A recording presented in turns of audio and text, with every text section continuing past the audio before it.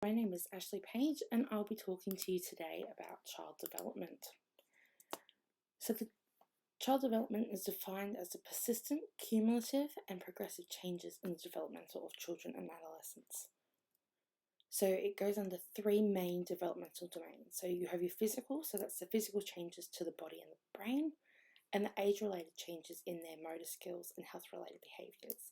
So that's learning to crawl, then walk, then run, then jump. You wouldn't expect a 6-week-old baby to jump straight into running. So then you have your social and emotional. So those things are, you see the changes in their emotions. So they're starting to realise that they have more than just a couple of emotions, and their behaviour around those emotions, how they're going to react to it. Social relationships, how to build those peer friendships, and how to socially interact with those around them that's appropriate. And then you have your cognitive, which includes your language. So that's the developmental of like memory and language. So going from da da da to mum mum ma to dad and mum to ball, naming objects that are nearby, and then being able to do small sentences, go potty, hungry, and then into full sentences, I need to go to the toilet, I'm hungry, I need some food, that sort of stuff. So birth to 12 years, developmental key milestones. So a lot of that happens in your birth to 5 years. So your early childhood is the main area where you develop. The Australian Children's Education and Care Quality Authority, or ACEQA, developed a developmental checklist that aligns with the Early Years Learning Framework and National Quality Standards. So the purpose of this checklist is not to compare one child to another or hurry a child along in developmental, but it just acts as a guide so you know that if something's not quite right, that, you would raise up, go seek advice and raise the alarm on the off chance that there is an impairment or something. So, for example, if a baby is not responding to a voice or to noises, then you'd seek advice and just make sure that, there was no hearing impairment or anything that could affect the developmental later. So, birth to 4 months. So these are some of the things that you'll be looking at. There is a lot more in the document. So these are just some of the key ones that I think. So again, 4 to 8 months, there was a lot more in the document. So these are just some of the key ones that you'd be looking for. Then you have your 8 to 12 months. Your 1 to 2 years, you're starting to see a lot more changes. They're starting to become more independent.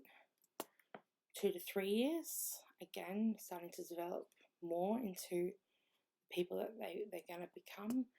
3 to 5 years. So this is a lot of stuff that's getting them ready for school, for when they go off to prep. Again, the document's quite long, so I picked the ones that were key, that I felt was key. So your 6 to 10 years. So one thing I want to point out here is increasing awareness of how their abilities compare with those around them. So this comes back to what I said. We're not trying to compare children with each other. We're just, and we have to let kids know that. If their peers are a bit more developed than them, that is fine. And then you got your 10 to 14 years. So some of your key theorists. There are a lot of theorists about about your child development.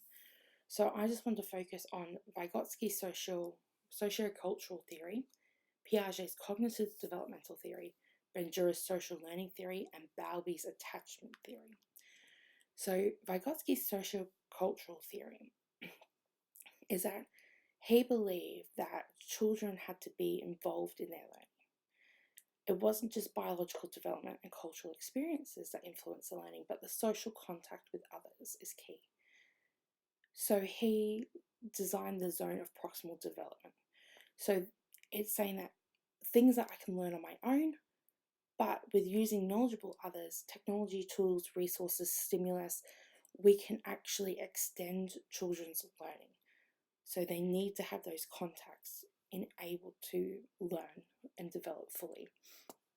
But Piaget, who developed his theory around the same time as Vygotsky, thought that cognitive development follows a predetermined order of stages, and that children have to complete one stage before they move to another.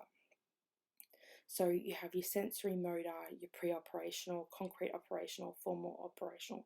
They can't move to the other, to the next stage until they've been extensively exposed to relevant stimuli and experiences for those stages. Benja's social learning theory. So he reckons that children learn by observing and modelling the behaviours that they see of others. So this is broken down into 4 steps. So attention, so noticing and recognizing what and paying attention to what people are doing. Retention is remembering that. So remembering how those people reacted to those situations. Your motor reproduction is, practicing those behaviors, and your motivation is finding those situations in which that you do it. So it could be simply watching someone bang their hands down in frustration. So then they would see it, remember it, practice banging their hands down in frustration, and then when they have the motivation of being frustrated, they would bang their hands down. Bowlby's attachment theory. So he came up with this whole ethological attachment theory. So meaning that our attachment theory goes back to when humans first came around. We'd find those ones that we get those close bonds to, the ones that will protect us, keep us safe. Children are pretty vulnerable up until, 5. Each stage is different. So it's saying that, the stages of attachment. So you have your asocial, which is your 0 to 6 weeks. So they're both social and non-social depending on the situation. You have your indiscriminate attachments, your specific attachments, so, attaching to one particular person. And then they start to form multiple attachments to others. So there's a lot of impacts on child development. So your interactions from your parents, the learning environment, your health, are you a premature baby? Do you have some sort of diagnosis or condition that will impact your development? Your social and economic factors. So that is your single parents, your whether they've lost a job, poverty, and then you've got your parental styles. So how do your parents react and teach you? And so the effects of that can be depending on whether the impact is positive or negative. So you can have your low self-esteem, your depression, your anxiety, poor mental health. You can have poor physical health with obesity, lack of social and communication skills. But then on the other flip side, if you've had positive impacts in your development, you could be independent, you could have social skills, you'll be happier and content, academically more successful, which could lead to a higher job rate when you're older. So I just want to conclude.